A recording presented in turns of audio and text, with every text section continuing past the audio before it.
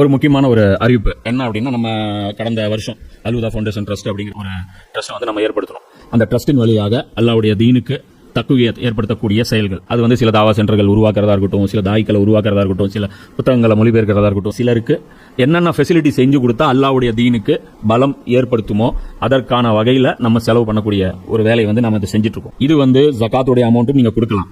இது வந்து நீங்க அல்லாஹ்வுக்கு அழகிய கடன் அப்படிங்கிற அடிப்படையிலும் கொடுக்கலாம். அல்லாஹ்வுடைய தீனுக்கு எது எல்லாம் வலிமைப்படுத்தக்கூடிய வேலையோ, அல்லாஹ்வுடைய அந்த தக்பீர் ரப் இகாமத் தீனுக்காக செலவிடப்படும் ஒவ்வொரு பைசாவும் அல்லாஹ்வுக்கு கடன். ஏன்னா இது வந்து ரசூல் செய்ய வேண்டிய வேலை, அது நம்மளை செய்ய சொல்றான் அல்லாஹ். அதனால இதுக்கு ஃபுல் அண்ட் ஃபுல் இன்சார்ஜ் அல்லாஹ் என்ன எடுத்துக்கிறான், இது எனக்காக நீ கொடுத்த கடன் சொல்றான். அல்லாஹ் ரப்புல் ஆலமீன் அவன் கொடுத்த காசுக்கு அவனுக்கே நம்ம கடன் கொடுக்கக்கூடிய ஒரு மகத்தான வாய்ப்பு வந்து இந்த பணி. இந்த பணியை வந்து நம்ம செய்யறோம். இந்த ஒரு பணியை மட்டும்தான் நம்ம செய்யறோம். அல்லாஹ்வுடைய தீனை சரியான விதத்தில் முஸ்லிம்களுக்கு புரிய வைத்து அதன் மூலமாக அல்லாஹ்வுடைய தீனை வந்து வலுப்படுத்துவது, இந்த ஒரே இலக்குக்காக நாம வந்து அந்த ஒரு ட்ரஸ்ட் வச்சிருக்கோம். இதுடைய பொருளாதாரம் நிறைய தேவைப்படுது. இப்போ வேலை செய்யத்தான் நமக்கு முதல்ல ஒரு நிலம் மட்டும் வாங்குறதுக்கு, ஒரு பில்டிங் கட்டுறதுக்கான பணி மட்டும் இருந்தா போதும்னு நினைச்சோம். ஆனா சர்க்கிள் பெருசாக ஆக நிறைய பணம் தேவைப்படுது. நீங்க எந்த அளவுக்கு கான்ட்ரிபியூட் பண்ணுவீங்களோ அந்த அளவுக்கு நாமளும் வந்து அந்த வேலைகளை வந்து சிறப்பான முறையில் செய்ய முடியும். அதனால ஒவ்வொருத்தரும் உங்களால முடிஞ்ச உங்களுடைய பங்களிப்புகளை இந்த ரமலான் மாசத்துல இன்ஷா அல்லாஹ் நீங்க கொடுங்க. நபி ஸல்லல்லாஹு அலைஹி வஸல்லம் அவர்களுடைய வாழ்க்கை தொடங்கி ஹுசைன் ரலியல்லாஹு அன்ஹு அவர்களுடைய அந்த ஷஹாதத் வரைக்குமான இந்த தொடர் நிகழ்ச்சி நம்ம பார்த்துட்டு வரோம். இன்றைக்கி இதுக்கு முன்னாடி வந்து 47வது பகுதி பார்த்தோம். இப்போ வந்து 48வது ஒரு பகுதியை நம்ம பார்க்குறோம். கடந்த பகுதியில் என்னென்ன பார்த்தோம் அப்படின்னா, உஸ்மான் ரலியல்லாஹு அன்ஹு அவர்களுடைய மரணத்திற்கான உண்மையான காரணங்களை, அதோடைய தொடர்ச்சியை நம்ம பார்த்தோம். அதில் முதல் விஷயமாக அரபு தீபகற்பத்துடைய நிலைமை எப்படி இருந்தது, இந்த குலங்கள், அந்த இனங்கள், அது சார்ந்த அவங்களுடைய அந்த வாழ்க்கை முறை எப்படி இருந்தது. நபி ஸல்லல்லாஹு அலைஹி வஸல்லம் அவர்களே கூட சில விரும்பத்தகாத நிகழ்வுகள் நபி ஸல்லல்லாஹு அலைஹி வஸல்லம் அவர்களுக்கு கூட நடக்குது. ஏன்னா அந்த இன உணர்வு, அந்த குல உணர்வு ரீதியாக அந்த மைண்ட் செட்டில் வந்து சில விமர்சனங்கள் ரசூலுல்லாஹ் மேலேயே வருது. அது அப்போவே வந்து ஆஃப் ஆகுது, மறுபடியும் அது அதோட நிற்கிது அப்படிங்கிறத காமிச்சோம். உஸ்மான் ரலியல்லாஹு அன்ஹு அவர்கள் வந்து ஒரு பாலிசியை வந்து சேஞ்ச் பண்ணுறாங்க. இந்த கவர்னர்கள் மீதான அந்த பாலிசியை வந்து இவங்க சேஞ்ச் பண்ணுறாங்க அப்படிங்கிற அந்த விஷயத்தையும் பார்த்தோம். இப்போ அதில் ஒரு கவர்னர் அவருடைய அந்த நிலைமை மட்டும், ஸ்டேட்டஸ் மட்டும் பார்த்தோம். சாத் பின் அபி சரா அப்படிங்கிற அந்த கவர்னருடைய அந்த நிலை வரைக்கும் பார்த்தோம். இப்போது அதிலிருந்து மற்ற அந்த பகுதியை வந்து நம்ம தொடர்ச்சியாக பார்ப்போம். இப்போ அடுத்த ஒரு முக்கியமான ஒரு நபர் யார், உஸ்மான் ரலியல்லாஹு அன்ஹு காலத்தில் மிகவும் வெறுப்பை சம்பாதிச்சவர், அதிருப்தியை சம்பாதிச்சவர் யாருன்னு பார்த்தீங்க அப்படின்னா, மர்வான் பின் ஹக்கம் அப்படிங்கிற கூடியவர். அவர் குடும்பம், அதாவது ஹக்கமுடைய குடும்பம் அப்படின்னு எடுத்துக்கலாம். இப்போ இந்த குடும்பம் எப்போ இஸ்லாத்தை ஏற்றுக்குதுன்னு பார்த்தீங்கன்னா, இவங்களும் மக்கா வெற்றியின் போது தான், அது துலக்காக்களில் ஒருத்தர் தான். மக்கா வெற்றியின் போது தான் இவர் வந்து இஸ்லாத்தை ஏற்றுக்கிறார். இப்போது இவரை பொறுத்த வரைக்கும், இந்த மர்வானை பொறுத்த வரைக்கும், இவன் வந்து பிறக்கிறதுக்கு முன்னாடியே நபி ஸல்லல்லாஹு அலைஹி வஸல்லம் அவர்களுடைய வாயால் சபிக்கப்பட்டவன். நபி ஸல்லல்லாஹு அலைஹி வஸல்லம் அவர்களுடைய பிறக்கிறதுக்கு முன்னாடியே சாபம் கொடுக்கப்பட்டவன். நபி ஸல்லல்லாஹு அலைஹி வஸல்லம் அவர்கள் வந்து இவங்க அப்பாவையும் சேர்த்து சாபம் கொடுக்குறாங்க. ஹக்கமுக்கும் சாபம், ஹக்கமுடைய வாரிசுகளுக்கும் சாபம் அப்படின்னு நபி ஸல்லல்லாஹு அலைஹி வஸல்லம் சொல்கிறாங்க. இது சம்பவம் பார்த்தீங்க அப்படின்னா அபு யாலால 6731. இது என்ன சம்பவம் அப்படின்னா, ஹசன் ரலியல்லாஹு அன்ஹு மற்றும் ஹுசைன் ரலியல்லாஹு அன்ஹு அவர்கள் மத்தியில் அபு யஹ்யா அப்படிங்கிற ஒருத்தர் இருக்கிறார். அவர் சொல்கிறார், ஹசன் மற்றும் ஹுசைன் அவங்களோட நான் இருந்தேன். அப்போ மர்வான் இவங்க ரெண்டு பேரையுமே கெட்ட வார்த்தையில் திட்டிக்கிட்டு இருந்தான். இதெல்லாம் பின்னாடி முஆவியாவுடைய ஆட்சியில் நடக்கிறது. இப்போ அதில் அவனுடைய பற்றி வர்றதுனால அந்த ஹதீஸ் எடுத்து பேசுகிறோம். அப்போ கெட்ட வார்த்தையில் யாரை திட்டுறான், ஹசன் ஹுசைனை திட்டிகிட்டு இருக்கிறான். யார் இவன்? அப்போது ஹசன் அலைஹிஸ்ஸலாம் அவர்கள் கோபமடைந்த ஹுசைனை அமைதிப்படுத்தி கொண்டார். ஹுசைன் ரலியல்லாஹு அன்ஹு இதை பார்த்து டென்ஷன் ஆகிறாங்க. அப்போது ஹசன் ரலியல்லாஹு என்ன பண்ணுறாங்க, அமைதியாரு, நீ சும்மா இரு, நான் பார்த்துக்கிறேன் அப்படிங்கிற சொல்லிவிட்டு எந்திரிச்சிட்டு மர்வானை பார்த்து சொல்கிறாங்க. மர்வானை பார்த்து எந்திரிச்ச உடனே அவன் என்ன பண்ணுறான், மர்வான், அஹ்ல பைத் ஆகிய நீங்கள் சாபத்துக்குரியவர்கள்ங்கிறான். ரசூலுல்லாஹ்வுடைய குடும்பத்தை பார்த்து என்ன சொல்கிறான், நீங்கள் லானத்துக்குரியவர்கள் அப்படின்னு சொல்லி மர்வான் வந்து ஹசன் ஹுசைனை பார்த்து சொல்கிறான். உடனே ஹசன் அலைஹிஸ்ஸலாம் அவங்க என்ன சொல்கிறாங்க அப்படின்னா, என்ன வளர்ற, யாரை பார்த்து நீ சாபத்துக்குரியவங்கன்னு சொல்கிற, அல்லாஹ்வின் மீது சத்தியமாக நபி ஸல்லல்லாஹு அலைஹி வஸல்லம் அவர்களின் வாயால் நீ உன் தந்தையின் முதுகில் இருக்கும் போதே சபிக்கப்பட்டவன் என்று பதிலளித்தார். அதாவது ஆணுடைய அந்த முதுகு துண்டிலிருந்து தான் வாரிசுகள் உருவாகுது. அப்போ அதை சொல்லும்போது சொல்கிறாரு, நபி ஸல்லல்லாஹு அலைஹி வஸல்லம் அவர்களுடைய வாயால் நீ வந்து முதுகு தண்டில், உங்கள் அப்பாவுடைய முதுகு தண்டில் இருக்கும்போதே நீ சபிக்கப்பட்டவன் அப்படின்னு சொல்லிட்டு அல்லாஹ் மேலே சத்தியமாக சொல்லி சொல்கிறார். இது ஹதீஸ், சையான ஹதீஸ். இது முஸ்னத் அபு யாலால 6731வது ஹதீஸ். அப்போது இவங்களுடைய அந்த ஸ்டேட்டஸை சொல்கிறேன். அவங்க அப்பாவும் சபிக்கப்பட்டவர். ஏன் சபிக்கப்பட்டவங்க? நபி ஸல்லல்லாஹு அலைஹி வஸல்லம் அவங்களுக்கு பிடிக்கலையா? பிடிக்காதனால சாபம் கொடுத்தாலும் அல்லாஹ் விட்டுற மாட்டான். அப்படி சாபம் கொடுத்தாங்க உஹது போரில். அல்லாஹ் என்ன சொன்னான், அதிகாரத்தில் உங்களுக்கு எந்த பங்கும் கிடையாதுன்ட்டான். பிறக்காத ஒரு பச்சிலம் குழந்தையை பார்த்து அல்லாஹ் ரசூலுல்லாஹ் சாபம் கொடுத்தா அதை அல்லாஹ் பார்த்துட்டு கம்முன்னு விட்டுருவானா? அப்போ அவங்களுடைய செயல்கள் வந்து அந்தளவுக்கு சாபக்கேடானதாக இருக்குது. இதில் என்ன வருத்தம் தரக்கூடிய விஷயம்னு பார்த்தீங்கன்னா, பயான்கள் போய் பாருங்கள், மர்வான் பின் ஹக்கம்னு பயான் அடிச்சு பாருங்கள் யூடியூப்பில், என்ன வரும், இவரை சஹாபியா தாபியாங்கிறது சர்ச்சை ஓடிட்டு இருக்கும். இவர் ரலியல்லாஹு அன்ஹு சொல்கிறதா ரஹ்மத்துல்லாஹி அலைஹி சொல்கிறதாங்கிறது அங்கே பஞ்சாயத்து. இவர் குட்டி சஹாபியில் வருவாரா இல்லை பெரிய தாபீனில் வருவாரண்டு, ரெண்டுமே கிடையாது. ஷைத்தான்களில் ஒருத்தவன், அல்லாவால் நல்லாவுடைய தூதர்களால் சபிக்கப்பட்டவன். அவனுடைய செயல்பாடுகள் புகாரி முஸ்லீம்லேயே அவ்வளோ கேவலமாக இருக்கும். நபித்தோழர்களை வந்து ஒரு மரியாதை கொடுக்க மாட்டான், ரசூலா மரியாதை கொடுக்க மாட்டான். அந்த மாதிரி ஒரு சைத்தானை போய் உயர்த்தி பேசிட்டு இருக்கிறாங்க. யார் பேசுகிறாங்க நீங்களே பாருங்கள், யூடியூப்பில் அடிச்சு பாருங்கள், மர்வான் பின் ஹக்கம்னு அடிச்சு பாருங்கள். ஹக்கமுக்கு வந்து அவங்களுடைய ஆட்சியை சிறப்பிச்சு இவர் இப்படி பண்ணாரா அப்படி பண்ணாருன்னு இருக்கும். ஆட்சி நல்லா பண்ணாங்களா, டெவலப் நல்லா பண்ணாங்களா, ஃப்ளைட் விட்டானா கப்பல் விட்டானாங்கிறதெல்லாம் மேட்டர் கிடையாது. அல்லாவுக்கும் அல்லாவுடைய தூதருக்கும் கட்டுப்பட்ட அந்த ஆட்சி இருந்ததாங்கிறது தான் விஷயம். அப்போது இப்படிப்பட்ட ஒருத்தர் அவருடைய அந்த அறிமுகம் மர்வான் பின் ஹக்கம் யார் அப்படின்னா நபி ஸல்லல்லாஹு அலைஹி வஸல்லம் அவர்களால் சபிக்கப்பட்டவங்க. இது இன்னொரு அறிவிப்புலையும் வருது. ஆயிஷா ரலியல்லாஹு அவர்களும் இந்த ஹதீஸ் சொல்கிறாங்க. இது சுனன் நிசாயி குப்ராலையும் வருது, ஹாக்கிம்லையும் இந்த ஹதீஸ் இருக்குது. அதெல்லாம் என்ன சம்பவங்கிறது இன்ஷா அல்லாஹ் அந்த சம்பவத்தோடு பார்க்கும்போது இன்னொரு டீட்டெயிலாக சொல்லுவோம். நபி ஸல்லல்லாஹு அலைஹி வஸல்லம் அவர்கள் மர்வானை அவன் தந்தையின் முதுகில் இருக்கும் போதே சபித்தார்கள். மர்வான் அல்லாவின் சாபத்தின் ஒரு பகுதி அவன். இப்போ ரசூல்லா சபிக்கிறாங்கன்னா அல்லாவும் சபித்த மாதிரி அல்லாவின் சாபத்தின் ஒரு பகுதி அப்படின்னு சொல்லி யார் சொல்கிறார்? ஆயிஷா ரலியல்லாஹு அவர்கள் சொல்கிறாங்க. இது ஹாக்கிமில் 8483 ஹதீஸாக இருக்குது. நபி ஸல்லல்லாஹு அலைஹி வஸல்லம் அவர்கள் என்ன பண்ணாங்க அப்படின்னா, இந்த ஹக்கமுங்கிற வந்து இஸ்லாத்தை ஏற்றுக்கிட்டு நபி ஸல்லல்லாஹு அலைஹி வஸல்லம் வந்தாச்சு. வந்ததுக்கப்புறமும் ஆள் பார்த்தீங்கன்னா நடவடிக்கையெல்லாம் வந்து சரி கிடையாது. இதே ஹாக்கிமில் இன்னொரு ஹதீஸும் வரும். நபி ஸல்லல்லாஹு அலைஹி வஸல்லம் அவர்களிடம் ஹக்கம் பின் ஆஸ் உள்ளே வர அனுமதி கேட்டான். உள்ளே வர்றதுக்கு பர்மிஷன் கேட்குறாப்படி அவங்க அப்பா, மர்வானுடைய அப்பா. நபி ஸல்லல்லாஹு அலைஹி வஸல்லம் அவர்கள் அவனின் குரலை கேட்டு அடையாளம் கண்டு கொண்டார்கள். அவனை உள்ளே அனுப்புங்கள்னு சொன்னாங்க. சொல்லிட்டு சொல்கிறாங்க, அவன் மீது அல்லாவின் சாபம் உண்டாகட்டும். யாரை? ஹக்கம்மை உள்ளே விடுங்க, ஆனால் அவன் மீது அல்லாவுடைய சாபம் உண்டாகட்டும். அவன் முதுகிலிருந்து வெளிப்படுபவர்களின் மீதும் சாபம் உண்டாகட்டும். அவனுடைய வாரிசுகள் மீதும் சாபம் உண்டாகட்டும். மூமின்களை தவிர அவன் முதுகிலிருந்து மூமின்கள் குறைவாகவே வருவார்கள். மூமின்களை தவிர அப்படின்னு சொல்லிட்டு, அதாவது யாராவது வாரிசில் வருவாங்கள்ல நல்லடியார்கள். இப்போ பனு உமையாக்கள்லேயே உமர் பின் அப்துல் அசீஸ் யார்? அவரும் பனு உமையா தான், யஸீதுடைய வம்சத்தில் தான் வர்றாரு. ஆனால் வம்சத்தில் வரனால அவர் கெட்டவரெலாம் கிடையாது, நல்லவங்களும் வருவாங்க அப்படின்னு சொல்லி ரசூலுல்லாஹ் ஃபில்டர் பண்ணுறாங்க. சொல்லிட்டு பொதுவாக அவங்களுடைய அந்த ஃபேமிலியை பற்றி சொல்லும்போது சொல்கிறாங்க, அவர்கள் உலகத்தை விரும்புவார்கள், துனியாவை நேசிக்கக்கூடியவர்கள், மறுமையை லேசாக கருதுவார்கள், இவர்கள் மோசடிக்காரர்களாகவும் பித்தலாட்டம் செய்பவர்களாகவும் இருப்பார்கள். இவங்களுடைய அந்த குணம், இவர்களுக்கு உலக செல்வம் அதிகம் வழங்கப்படும், மறுமையில் இவர்களுக்கு எதுவும் கிடைக்காது. அப்போ இப்படிப்பட்ட ஒரு லானத்துக்குரியவர்கள் அப்படின்னு சொல்லி நபி ஸல்லல்லாஹு அலைஹி வஸல்லம் சொல்கிறாங்க. இந்த ஹதீஸை ஹாக்கிமில் 8484 ஹதீஸாக இருக்குது. இப்போ மீதி ஹதீஸ் எல்லாமே இவர் மர்வான் வந்து இவர் பொறுப்பெடுப்பார் ஆளுநராக, முஆவியா ரலியல்லாஹு அவர்களுடைய ஆளுநராக இவர் மதீனாவுக்கு நியமிக்கப்பட்டவர். அப்போ அவர் மதீனாவில் என்னென்ன பண்ணாருங்கிறது இன்ஷா அல்லாஹ் இவரை பற்றி டீட்டெயில் நம்ம அந்த காலகட்டம் வரும்போது பேசுவோம். இப்போதைக்கு அவரை பற்றி ஒரு அறிமுகம் மட்டுமே சொல்கிறோம். இப்போ இப்படிப்பட்ட ஆட்களை கூட வச்சதுனால யாருக்கு இது இவங்களுடைய அந்த செயல்கள் யார் சுமக்க வேண்டியதாக போச்சு அப்படின்னா உஸ்மான் ரலியல்லாஹு அவர்கள் சுமக்க வேண்டியதாக போச்சுங்கிறோம். அப்போ இவரை பற்றி அந்த ஹதீஸ்களை குறிப்பிடும்போது ஹாக்கிம் இமாம் ஒரு அடிக்குறிப்பு சொல்கிறார். 8485 ஹதீஸ் குறிப்பிட்டுட்டு அதில் அடிக்குறிப்பு சொல்கிறார். என்ன சொல்கிறாருன்னா, ஒரு மாணவன் அறிந்து கொள்ள வேண்டியது என்னவென்றால், நான் கூறுவதெல்லாம் இவர்களை பற்றிய ஹதீஸ்கள் நான் கூறுவதெல்லாம் 1/3 செய்தி கூட கிடையாது. இந்த சாபத்துக்குரிய இந்த ஹதீஸ்லாம் நான் 1/3 தான் சொல்கிறேன். இந்த உம்மத்தின் முதல் சோதனை இவர்களால் தான் ஏற்பட்டது. அப்போ அப்துல்லா இப்னு சபா இல்லை, நான் சொன்னேன்ல, ஹதீஸில் வரக்கூடிய ஸ்டோரி வேறு, இவங்க வரலாற்றில் வரக்கூடிய ஸ்டோரி வேறு. அப்போ இவங்க என்ன உம்மத்தின் முதல் சோதனைன்னு சொல்லி எதை சொல்கிறாங்க? அப்துல்லா இப்னு சபா அவன் மூலமாக ஏற்பட்ட அந்த ஷியா சுன்னி இந்த பிரச்சனைங்கிறேன். இப்போ இவங்க சொல்கிறாங்க இவர்களால் தான் இந்த உம்மத்தின் முதல் சோதனை ஏற்பட்டது. அல்லாவுக்கும் எனக்கும் இருக்கும் உறவின் காரணத்தினால் இவர்களை பற்றி எனது புத்தகத்தில் எழுதாமல் இருப்பது எனக்கு அழகல்ல. அல்லாஹ்கிட்ட நான் போய் மாட்டிக்குவேன், அதனால் வேறு வழி இல்லாமல் இவங்களை பற்றி நான் எழுதுறேன். அப்போ ஏதோ ஒரு நிர்பந்தம் இருந்திருக்கு, புரியுதா இல்லையா? அந்த காலகட்டத்தில் வரலாறு உண்மையை சொல்கிறது அவ்வளோ ஈஸி கிடையாது. இன்றைக்கி கூட உண்மை பேசுகிறது எவ்வளோ கஷ்டம். இன்றைக்கி வந்து ஒரு ஜமாத் பிளாட்ஃபார்மில் இருந்துக்கிட்டு ஹக்கை பேச முடியுமா? வெளியே தான் அவங்க ஜமாத்துடைய அஜெண்டா தான் நீங்கள் பேச முடியும், அந்த ஃபிர்காவுடைய அஜெண்டா தான் நீங்கள் பேச முடியும். நீங்கள் அஹ்லே ஹதீஸ்னா அஹ்லே ஹதீஸ் சிலபஸில் இருந்தால் நீங்கள் எடுத்து பேச முடியும். உங்களுக்கு உதிக்கக்கூடிய சிந்தனைகள் யாருக்காவது பேசுகிறதுக்கு அனுமதி இருக்கா? மாத்தமாக பேசுறதுக்கு அனுமதியே கிடையாது. அனுமதியாக பேசணும்னா நீங்கள் இண்டிபெண்ட்டாக இருக்கணும். எந்த ஃபிர்காவுடைய லேபிள் உங்கள் மேலே இல்லைன்னா மட்டும்தான் உங்களால் ஹக்க பேச முடியும். ஃபிர்காவுக்கு உள்ளே போயிட்டீங்க அப்படின்னா அது அந்த ஃபிர்காவுடைய கோல் கீப்பராக நீங்கள் மாறிடணும். அங்கே ஃபுல் ஃபிர்காவை நீங்கள் டிஃபெண்ட் பண்ணுவீங்க. ஃபிர்காவுக்கு அட்டாக் பண்ணக்கூடிய விஷயங்கள் அதை மட்டுமே தான் நீங்கள் பண்ண முடியும். அப்போ இவர் சொல்கிறார் பாருங்க, ஹாக்கிம் இமாம் மேலே விமர்சனம் என்ன? ஷியா. நம்ம இதான் சொல்கிறேன், அஹ்ல பைத்தை யாரெல்லாம் சப்போர்ட் பண்ணுறாங்களோ அவங்களுக்கெல்லாம் பட்ட பேர் என்ன? ஷியா. அதே ஷாஃபி இமாம் ஷாஃபி மேலேயும் என்ன விமர்சனம்? ஷியா. அதே மாதிரி நசை இமாம் மேலேயும் ஷியா. இவங்கெல்லாம் பட்டம் கொடுத்து தான் இருக்காங்க. அவர் சொல்கிறார், நான் அல்லாஹ்வுக்கு பயந்து இதெல்லாம் எழுதுறேன், இல்லைனாலாம் இவங்களை பற்றி நான் எழுதாமல் விட்டேன் அப்படின்னா, என் புக்கில் குறிப்பிடாமல் விட்டேன்னா நான் மாட்டிக்குவேன் அல்லாட்ட அப்படிங்கிற கருத்துப்பட இந்த விஷயம் சொல்கிறாங்க. அப்போ சபிக்கப்பட காரணம் இருக்கும்ல, அது ஒரு காரணமும் வந்து இமாம் இப்னு அப்துல் பர் அப்படிங்கிற அந்த அல் இஸ்தியாபுங்கிற ஒரு நூலில் இமாம் இப்னு அப்துல் பர்ம்பாங்க.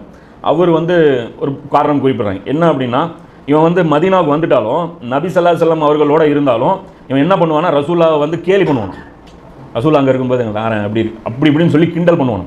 அதே மாதிரி ரசூலோட செய்திகளை கேட்டு அதை வந்து கேலி பண்ணுவான், ஒட்டு கேட்டு வந்து அதை வெளியே போய் பரப்புவான். இந்த மாதிரியான செயல்கள் செய்யக்கூடியவங்களா இவன் இருந்தான் அப்படின்னு சொல்லி அல் இஸ்தியாபுங்கிற அந்த நூலில் வந்து வரலாற்று நூலில் அவனை பற்றி குறிப்பு எழுதியிருக்காங்க. இது குறிப்பு இல்லைனாலும் ரசூலா சும்மா திட்ட மாட்டாங்களையாவது புரிஞ்சுக்கும். ஒரு ஆளை வந்து ரசூலா திட்டுறாங்க அப்படின்னா சும்மா சபிப்பாங்களா? அதை அல்லாஹ் பார்த்துட்டு சும்மா விடுவானா? அது ஆயிஷா லியோனும் சொல்கிறாங்க, அது அஹ்ல பைத்தும் சொல்கிறாங்க. அஹ்ல பைத் சொன்னால் கூட உங்களுக்கு வேண்டாதாலும்பாங்க. ஆயிஷா லியோனுவே சொல்கிறாங்க இல்லையா, மர்வானுக்கு வந்து சபிக்கிறாங்க அப்படின்ட்டு. இந்த ஹதீஸ் புகாரியில் கூட இருக்குது, ஆனால் ஃபுல் ஹதீஸ் கிடையாது. அதோடைய ஃபுல் எக்ஸ்டென்ஷன் வந்து ஹாக்கிம்லையும் நசை அல் குப்ராலையும் தான் இருக்குது. இப்போ இதில் என்ன பண்ணியிருக்காங்க அப்படின்னா, இவனையும் இவன் பையனையும், யார் ஹக்காமையும் அவருடைய பையனையும் மதீனாவுக்கு வரக்கூடாது நபி ஸல்லல்லாஹு அலைஹி வஸல்லம் அவர்கள் தடை வச்சிருந்தாங்க. அப்போ நாடு கடத்துறாங்கன்னு சும்மா கடத்துவாங்களா? இப்போ நாடு நபி ஸல்லல்லாஹு அலைஹி வஸல்லம் அவர்கள் கடத்துறாங்க. இவங்க 2 பேருமே எங்கே இருந்தாங்கன்னு பார்த்தீங்கன்னா தாயிஃப்லேயே தான் இருந்தாங்க. நபி ஸல்லல்லாஹு அலைஹி வஸல்லம் அவர்கள் வஃபாத் ஆகிற வரைக்கும் இவங்க தாயிஃப்லேயே தான் இருந்தாங்க. அதுக்கப்புறம் அபூபக்கர் ரலியல்லாஹு அவங்களுடைய ஆட்சியில் கோரிக்கை வைக்கிறாங்க, உள்ளே விடுங்க மதீனாவுக்குங்கிறாங்க. தலைமை ஊருக்கு நீங்கள் வரக்கூடாது, நீங்கள் ஹெட் குவார்ட்டர்ஸில் இருக்கக்கூடாது. அப்போ ஆட்சிக்கு எதிராக ஏதோ ஃபித்னா பண்ணக்கூடிய ஒரு ரோலில் இவங்க இருக்கிறாங்கன்னு புரியுது. அதனால தான் தலைமை செயலகத்துக்குள்ளே என்ட்ரி கிடையாதுன்னு சொல்லிட்டாங்க. அப்புறம் உமர் ரலியல்லாஹு காலத்துலையும் கேட்குறாங்க, பர்மிஷன் அவங்க தரமாட்டேங்கிறாங்க. உஸ்மான் ரலியல்லாஹு காலத்தில் உள்ளே விடுறாங்க. இது ஒரு மிகப்பெரிய ஒரு அதிருப்தி வருது. உள்ளே வந்ததும் பிரச்சனை இல்லை, இதுக்குள்ளே இருக்காங்க, கலீஃபாவுக்கு பக்கத்தில் இவங்க இருக்கிறாங்க. கலீஃபாவுடைய செக்ரட்டரி ரைட் ஹேண்ட் மாதிரியான பொசிஷனில் மர்வான் வந்துடலாம். கலீஃபாவுக்கு பக்கத்தில் யாரும் போக முடியாது, இந்த ஃபேமிலி தான் இருக்கும், ஹக்கமுடைய ஃபேமிலி இருக்கும். எப்படிப்பட்ட ஃபேமிலி? சபிக்கப்பட்ட ஒரு ஃபேமிலி. அது எப்படி உஸ்மான் ரலியல்லாஹு நபி ஸல்லல்லாஹு அலைஹி வஸல்லம் விரும்பாத ஒரு செயலை செஞ்சிருவாங்களா அப்படின்னா, ரசூலுல்லாஹ் இருக்கும்போதே அவங்க செஞ்ச அந்த செயலையும் நம்ம காமிச்சிருக்கோம். கொல்ல சொன்ன ஒரு ஆளை ரசூலுல்லாஹ் பாதுகாக்கிறாங்களா இல்லையா? இது அவங்களுடைய நேச்சர். அதை நாம் வந்து குறை சொல்லலாம். அவங்களுடைய அந்த தியாகத்திற்கு அவங்க பண்ண அந்த ஒரு சின்ன மிஸ்டேக்லாம் ஒரு மிஸ்டேக்கே கிடையாது, அதை நாம் குறை சொல்லலை. அப்போ இங்கே நடந்தது இதுதான் ஃபேக்ட். அப்போ இந்த மாதிரி சபிக்கப்பட்டவனை கொண்டாந்து எங்கே வைக்கிறாங்க? கூட வைக்கிறாங்க. இதுக்கு முன்னாடி அந்த ஷூரா கமிட்டியில் யார் இருந்தா? அலி, தல்ஹா, ஜுபேர், இந்த மாதிரி இருந்த நபர்கள் போய் மர்வானும் ஹக்கமும் வந்துடுறாங்க. அப்போ இதெல்லாமே வந்து ஒரு அதிருப்தியை வந்து கிளப்பி விடுது. அப்போது இவங்க 2 பேருமே வந்து இங்கே இருந்துக்கிறாங்க. இது வந்து பார்த்தீங்கன்னா இப்னு ஹஜர் அவங்க வந்து அல்லி சாபால, அதாவது இந்த பர்மிஷன் கேட்டு அபூபக்கரும் தரல, உமரும் தரல அப்படின்னு சொல்லி இப்னு ஹஜர் அவங்க இந்த வரலாற்று நூலில் எழுதுறாங்க. இது ஒரு மெயின் ஆதாரம் கிடையாது, அதனால் வரலாற்று நூலிருந்து காட்டுறாங்க. ஏன்னா முக்கியமான சர்ச்சைக்குரிய விஷயங்கள் எதுவுமே நம்ம வரலாறுலேருந்து காட்ட மாட்டோம், ஏன்னா ஹதீஸ்லேருந்து தான் காட்டுவோம். அப்போ பிஏ அப்படிங்கிற அந்த பொசிஷனில் வச்சதுனால இவனை கூட்டிகிட்டு வந்து ஊருக்குள்ளே ஒரு சாதாரணமாக விட்டால் கூட பெரிய பிரச்சனையாகும். யாரோ ஒரு வாரத்தில் கடந்துட்டு போகிறான் அப்படின்னு விட்டுருவான்.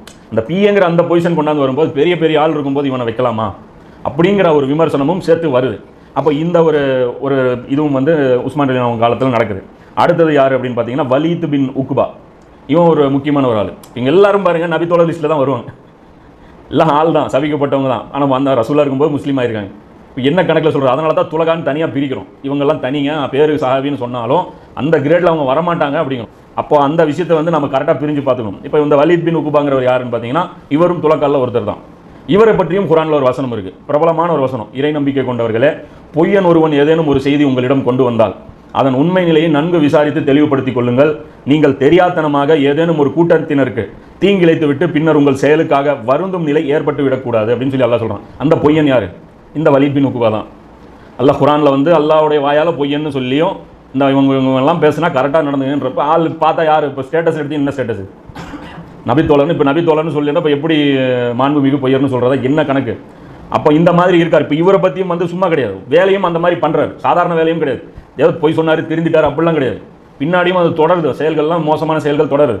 இந்த சம்பவம் பார்த்தீங்க, ஏன் இந்த பட்டம் அவருக்கு கிடச்சிருச்சு? இந்த சம்பவம் என்ன? இந்த சம்பவம் என்னன்னு பார்த்தீங்கன்னா ஹாரிஸ் பின் ரிலால் அப்படிங்கிற ஒரு நபி தோழர், குசாய் குலத்தை சார்ந்தவர். அந்த மக்கா வெற்றிக்கு அப்புறம் பார்த்தீங்கன்னா இந்த குலங்கள்லாம் வந்து ஒவ்வொருத்தராக பயிர் செஞ்சாங்க இல்லையா? இந்த ஹாத்திம் தாயி இவங்கெல்லாம் வந்தாங்க இல்லையா? ஒவ்வொரு கூட்டமாக இஸ்லாத்தை ஏற்றுக்கிட்டாங்களா ஒவ்வொரு குலமாக வந்து. இப்போ அந்த மாதிரி காலகட்டத்தில் இவர் அந்த குலத்திலிருந்து வர்றார். நபி ஸல்லல்லாஹு அலைஹி வஸல்லம் அவர்களை சந்தித்து நபி ஸல்லல்லாஹு அலைஹி வஸல்லம் அவங்கள்ட்ட இஸ்லாத்தை வந்து ஏற்றுக்கிறாங்க. அவங்களுடைய அந்த இஸ்லாத்தோட அந்த போதனைகள் எல்லாமே கேட்டு இஸ்லாத்தையும் ஏற்றுக்கிறாங்க. ஜக்காத் ரசூலுல்லாஹ் கேட்குறாங்க, நான் அதையும் கொடுக்குறேங்கிறேன். நான் வந்து இஸ்லாத்தையும் ஏற்றேன், என்னிடம் ஜக்காத்தை கேட்டார்கள், நான் அதையும் ஏற்றேன்.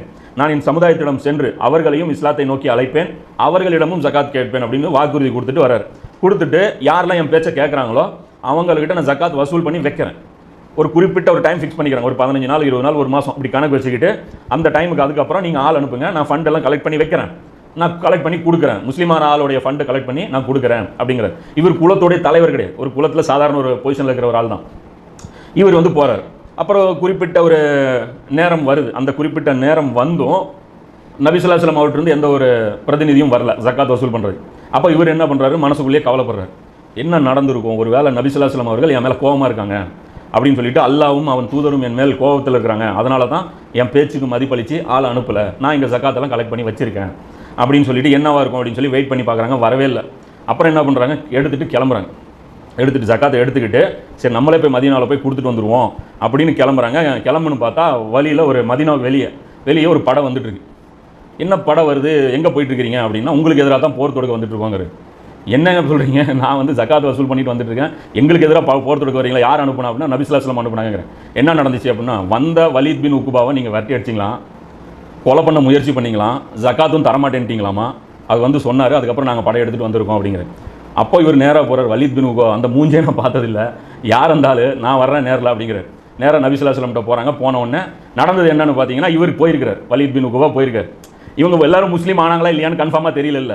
அந்த ஒரு எதிரிகள் நிலைஞ்ச ஒரு ஊர், இவர் ஒருத்தரை நம்பி போகணும், யார் ஹாரிஸ் ரலியல்லாஹு அவர்களை நம்பி போகணும். இவர் சொன்ன மாதிரி பேசி அவங்கெல்லாம் முஸ்லீம் ஆகி ஜக்காத் ஃபண்டு வசூல் பண்ணி வச்சிருந்தா ஹாப்பி எண்டிங்காக போயிடும், ஒன்றும் பிரச்சனை இல்லை, ஜாலியாக வந்துடலாம். அங்கே நிலைமை வேறு யாருக்கு அவரையே கொண்டு இருந்தாங்கன்னு வச்சுங்க, யார் ஹாரிஸ் ரலியல்லாஹு கொண்டு இருந்தாங்கன்னா அப்போ போகிற வரைக்கும் ஒரு கருக்குன்னு தான் இருக்கும். அந்த ஊரில் எப்படி இருக்கோ சூழ்நிலை எப்படி இருக்குங்கிறது போகிற வரைக்கும் கருக்குன்னு இருக்கும். இவர் என்ன பண்ணுறாரு, கிட்ட வரைக்கும் போயிட்டு அப்படியே ரிட்டர்ன் வந்துடுறாரு, எதுக்கு வம்பு அப்படின்ட்டு. நேராக ரசூல்லாட்ட போய் என்னாச்சு ஜக்காத்து அப்படின்னா, அவங்க நீங்கள் நினச்ச மாதிரி இல்லைங்க, தரேன்னு சொல்லிட்டு கருத்தெடுத்துட்டாங்க அப்படிங்கிறாரு. அப்படின்னு சொல்லி அப்படியே பேசுறாரு. அதுக்கப்புறம் தான் அந்த குரான் வசனம் எல்லாம் இறக்குறான். இந்த பொய்யன் ஒரு செய்தியை கொண்டு வந்தால் அந்த செய்தியை விசாரிச்சிங்க, அதன் காரணமாக நீங்கள் நல்ல ஒரு கூட்டத்தை தீங்கு அழைச்சிருவீங்க. பொருத்தமாக இருக்க வசனம் ஆனால் 49 அத்தியாயத்தில் 6வது வசனம், இறை நம்பிக்கை கொண்டவர்களே, தீயவன் அல்லது பொய்யன் ஒரு செய்தி உங்களிடம் கொண்டு வந்தால் அப்படின்ட்டு. இது இந்த ஹதீஸ் பார்த்தீங்கன்னா முஸ்னத் அஹமதில் 18650வது ஹதீஸ், இஸ்லாம் 360ல் 8761 ஹதீஸ், சையான ஹதீஸ், சனது நீங்கள் அதிலே போய் செக் பண்ணி பார்த்துக்கலாம். இந்த செய்தியை மின்ஹாஜு சுன்னாங்கிற இப்னு தைமியோட புக்கு, அதில் 3வது வால்யூமில் 176வது பக்கத்தில் இது இவர் விஷயத்தில் தான் இறங்கிச்சுன்னு அவரே சொல்கிறார். அப்போ அதில் அப்ஜெக்ஷனே இருக்காது. ஏன்னா இப்னு தைமியா சொல்லிட்டாரு, இவர் விஷயத்தில் தான் இந்த ஹதீஸ் இறங்கிச்சு, அந்த பொய்யன் வந்து வலீத் பின் உக்குபா தான், இவன் தான் இருந்தாலு அப்படின்னு சொல்லி சொல்கிறாங்க. அல்பானி அவங்களும் இந்த ஹதீஸ் என்ன சொல்கிறாங்க, சரின்னு சொல்கிறாங்க. தப்சீர் இப்னு கசீரில் 49 அத்தியாயத்துடைய தப்சீர் எடுத்து பாருங்க, அதுலேயும் இந்த ஆயத்துக்கு தப்சீராக எதை போட்டிருப்பாங்க, இந்த ஆள் பண்ண இந்த ஃபித்னாவை தான் போட்டிருப்பாங்க, இந்த ஆள் பேசின அந்த பொய்யை தான் பேசியிருப்பாங்க. அப்போ இவரை வந்து என்ன பண்ணுறாங்க, கூஃபாவுடைய கவர்னராக போகிறாங்க. கூஃபா வந்து ரொம்ப பெரிய ஒரு அலி அலியானுடைய மர்க்கஸ். அப்போ எவ்வளோ ஸ்ட்ராங்காக இருந்திருக்குன்னு தெரிஞ்சுங்க. முஆவியா ரலியல்லாஹு அவர்களை எதிர்க்கிறதுக்கு அலி அலியான் தேர்ந்தெடுத்த ஸ்பாட் இது கூஃபா. அப்போ எவ்வளோ வலிமையான அங்கே ராணுவம் இருந்திருக்குன்னு தெரிஞ்சுங்க. அந்த இடத்துல கூஃபாவை ஜெயிச்சது யார், சாத் பின் அபி வக்காஸ் ரலியல்லாஹு அவங்க தான் ஜெயிச்சாங்க. அப்போ அவங்கள நீக்கிட்டு சாத் பின் அபி வக்காஸுடைய பொசிஷன் என்ன, அவங்கள நீக்கிட்டு இவரை போடுறாங்க. இவரை போடும்போது அந்த செய்தி ஹாக்கிமில் வருது, உஸ்மான் ரலியல்லாஹு அவர்களுடைய கூஃபாவுடைய ஆளுநராக தம்முடைய தாய் வழி சகோதரர் வலீத் பின் உக்பாவை நியமித்தார்கள். சாத் பின் அபி வக்காஸ் ரலியல்லாஹு அவர்களை சந்திக்க அவர் வந்தார். யார், வலீத் பின் உக்பா வர்றார். சாத் பின் அபி வக்காஸ் கவர்னராக இருக்கிறார். உள்ளே வாங்க அப்படின்னு சொல்லி கூப்பிட்டு உட்கார வச்சுட்டு கேட்குறாங்க, என்ன விஷயமா வந்தீங்கிறார். நான் புதிய ஆளுநராக நியமிக்கப்பட்டிருக்கேங்கிறார். புதிய ஆளுநராக நியமிக்கப்பட்டிருக்கீங்கன்னு அவர் கேட்குறாரு, என்ன காரணமாக நியமிக்கப்பட்டிருக்கீங்க, என்ன நீக்கியிருக்காங்களா, என்ன நீக்கினதுக்கு என்ன காரணம் அப்படின்னு கேட்குறாரு. அவர் சொல்கிறாங்க, எல்லாம் உங்கள் செயல்பாடு காரணமாக தாங்கிறார், எல்லாம் உங்கள் வேலை அந்த மாதிரி அதனால் நீக்கியிருக்காங்க அப்படிங்கிறார்.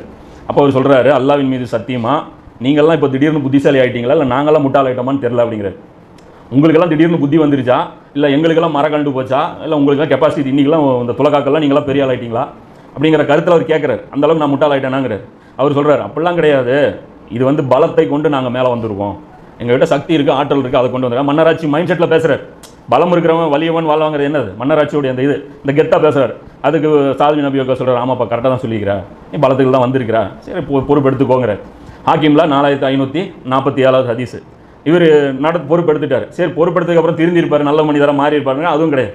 என்ன பண்ணுறாரு, தொழுகையை தாமதப்படுத்துவார். வக்தே முடிஞ்சிடும், வக்தே முடிகிற அளவுக்கு இழுத்துட்டு போயிடுவார். லோஹர் எடுத்திங்கன்னா 3:45 இழுத்துருவார், அசர் எடுத்திங்கன்னா அதையும் இழுத்துருவார். அந்த மாதிரியான நேரம் தாழ்த்தி தொழுகை நடத்த ரசூலுல்லாஹ் சொன்னாங்களே, தொழுகை பால்படுத்தக்கூடிய ஆட்சியாளர்கள் வருவாங்க, அந்த மாதிரியான ஒரு ஆள் என்ன பண்ணுறாரு, ஒரு வாட்டி தொழுகை லேட் பண்ணுறாரு. லேட் பண்ணும்போது அப்துல்லா இப்னு மசூத் ரலியல்லாஹு அவங்க என்ன பண்ணுறாங்க, பார்க்குறாங்க இவ்வளோ லேட் ஆகுது, சரின்னு சொல்லிட்டு இவரே எந்திரிச்சு இவரே காமத் சொல்கிறாங்க. யார், அப்துல்லா இப்னு மசூத் ரலியல்லாஹு காமத் சொல்லி இவங்களை இமாமத்தும் சொல்லி இமாமத்தும் செஞ்சு தொழுகை நடத்திடுறாங்க. நடத்தி முடிச்சதுக்கப்புறம் இவன் கூப்பிட்றாரு சாவகாசமாக, வாங்க என்ன விஷயமா, என்ன உங்களை யார் இதெல்லாம் தொழுகை நடத்த சொன்னால், உஸ்மான் ரலியல்லாஹு தான் இப்படி உங்களுக்கு உத்தரவு போட்டாரா, அமீர் சொன்னாரா, உங்களுக்கு ரூல்ஸ் பேசுகிறார், அமீர் கிட்ட பர்மிஷன் வாங்கினீங்களா தொழுகை நடத்துறதுக்கு அப்படிங்கிறார். நீங்களாம் இந்த பிதத்தை தொடங்கிட்டீங்களான்னு கேட்குறாரு. பிதத்தாமா யாருக்கு, சஹாபாக்களுக்கு கிளாஸு. அது யார் இவர், இப்னு மசூத் யார், உமர் சீரிஸ் பார்த்தவங்களுக்கு கூட தெரியும், சின்ன குழந்தைக்கு கூட தெரியும் இப்னு மசூத் யாருன்ட்டு. இவர் ஊரில் அதாவது குரானை வந்து இவருக்கு மேலே தெரிஞ்சவங்க யார் இருக்கா, ஜிப்ரீல் அலைஹிஸ்ஸலாமோட உட்காந்து ப்ரூஃப் பார்த்தாலே இவர் இங்கே இருக்கிறாரு, இவர் மாப்பிள்ளை மாதிரி உட்காந்துக்கிட்டு தொழுகை லேட் பண்ணிட்டு உட்காந்துட்டு இருப்பார். இவர் தொழுகைக்காக இவர் வெயிட் பண்ணுறப்ப அந்த சீன் எப்படி இருந்திருக்கும் பாருங்க. இப்போ நீங்களே கற்பனை பண்ணுங்க, இங்கே இமாமத் தொழுகையோட வக்து இப்னு மசூத் மாதிரியான ஆள் உட்காந்துட்டு இருக்கிறாரு, அவர் வெயிட் பண்ணுமா, இவர் வருவாராம். இவர் எப்போ இஸ்லாத்துக்கு ஏற்றுக்கிட்டவர், இவரை பற்றி குரான் என்ன சொல்லுது, இவரை பற்றி வசனம் இருக்குது, இவரை பற்றியும் வசனம் இருக்குது, இப்னு மசூதை பற்றியும் எப்படி இருக்கும், வசனங்கள் இருக்கும், வசனம் இல்லை வசனங்கள் இருக்கும், ஒவ்வொரு இடத்துலையும் இவரை பற்றி இருக்கும். அப்போ இந்த மாதிரி இது சங்கடம் வருது. அவங்க கேட்குறாங்க, தொழுகை நடத்துறீங்க, ஏன் இப்படி நடத்துறீங்க அப்படின்னு சொல்கிறாங்க, லேட் பண்ணுறீங்க நீங்கள், சொல்லி சொல்கிறாங்க, நாங்களாம் பிதத் செய்கிறவங்க கிடையாது. ஏன் தொழுகை நடத்தணும், நீங்கள் லேட் பண்ணுறீங்க, வேலை செஞ்சுட்டே இருக்கிறீங்க அப்படிங்கிறாங்க. இந்த ஹதீஸ் பார்த்தீங்கன்னா அஹமதில் 2698. இதே வந்து இஸ்லாம் 360 2584 சரியான ஹதீஸ் தான். இந்த ஆளோட கேரக்டர் பார்த்தீங்க அப்படின்னா சாராயம் குடிக்கக்கூடிய போதை பார்ட்டி ஆளும் வந்து கேரக்டரும் சரியில்லை, ஒழுக்கமும் சரியில்லை, ஏற்கனவே ட்ராக் ரெக்கார்டும் சரியில்லை.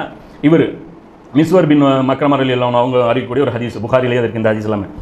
உபைதுல்லா இப்னு அதி என்ற தாபியின் கிட்ட போய் யார் பேசுகிறாங்க, மிஸ்வர் பின் மக்ரமர் ரலியல்லாஹு இவங்கெல்லாம் சஹாபாக்கள், மூத்த சஹாபாக்கள். இவங்க போய் தாபியின் கிட்ட கோரிக்கை கேட்குறாங்க, நீங்களாவது போய் உங்கள் மாமா உஸ்மான் ரலியல்லாஹு போய் அவரின் இந்த சகோதரர் வலீத் பின் உக்பா பற்றி ஏதாவது நடவடிக்கை எடுக்க சொல்லுங்கள். இப்படி வந்து அவர் மேலே புகார் வந்துக்கிட்டே இருக்குது, அவருடைய செயல்பாடுகள் காரணமாக. என்ன புகார்னு இங்கே குறிப்பிடப்படலை, ஆனால் புகார்கள் வந்துக்கிட்டே இருக்குது, நடவடிக்கை எடுங்க, தயவு செஞ்சு எடுங்கிறார். அப்போ இதுலேருந்து புரிஞ்சுங்க, மிஸ்வர் ரலியல்லாஹு தயங்குறார் உஸ்மான் ரலியல்லாஹு போய் பேச. அப்போ சூழல் எப்படிப்பட்டதாக இருந்திருக்குன்னு புரியுதா இல்லையா? சஹாபி தானேங்க, இவரில் உரிமையாக போய் கேட்கணும்.